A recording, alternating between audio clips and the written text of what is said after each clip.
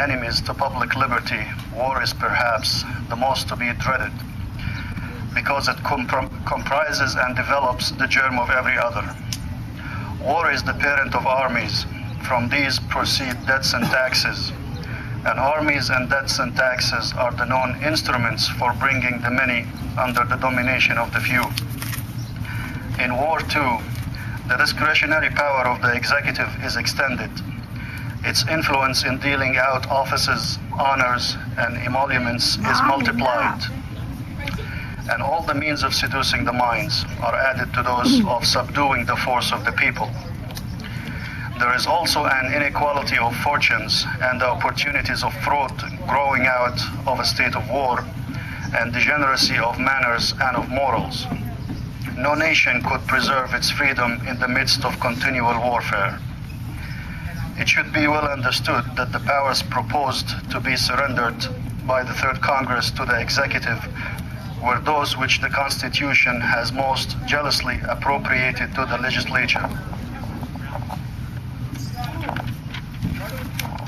The Constitution expressly and exclusively vests in the legislature the power of declaring a state of war, the power of raising armies, the power of creating offices.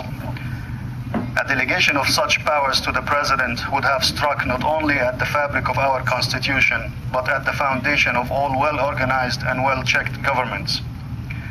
The separation of the power of declaring war from that of conducting it is wisely contrived to exclude the danger of its being declared for the sake of its being conducted. The separation of the power of raising armies from the power of commanding them is intended to prevent the raising of armies for the sake of commanding them. The separation of the power of creating offices from that of filling them is an essential guard against the temptation to create offices for the sake of gratifying favorites or multiplying dependents. Sisters and brothers, these words were not written by a left-winger or a right-winger, or a liberal or a conservative, or a Republican or a Democrat.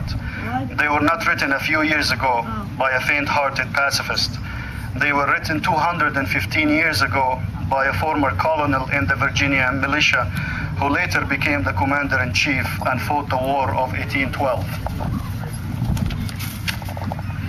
It was written by James Madison, one of our founding fathers, who is better known as the father of the Constitution and the author of the Bill of Rights. He wrote this in the year 1795, while serving in the Third United States Congress, 19 years after the Declaration of Independence and 14 years before he became the fourth President of the United States. He was a scholar of past governments and the effect that warfare had had upon them.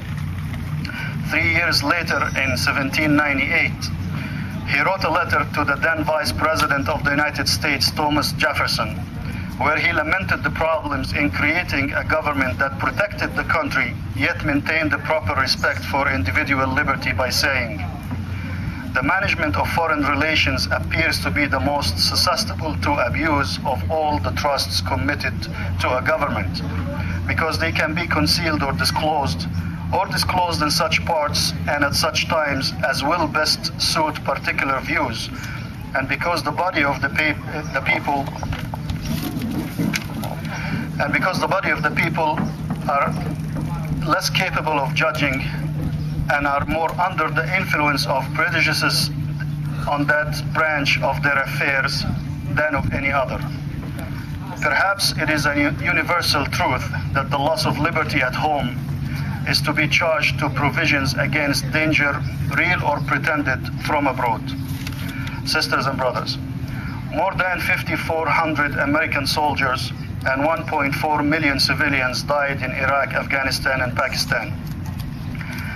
These soldiers did not want to go to war, they wanted to go to college. They didn't want to invade other countries, they wanted to defend their country. These civilians did not want to die in war, they wanted to go to work. They did not want to be bombed, they wanted to feed their families. If these soldiers can speak, they will ask why. Why did you send us to harm's way over lies?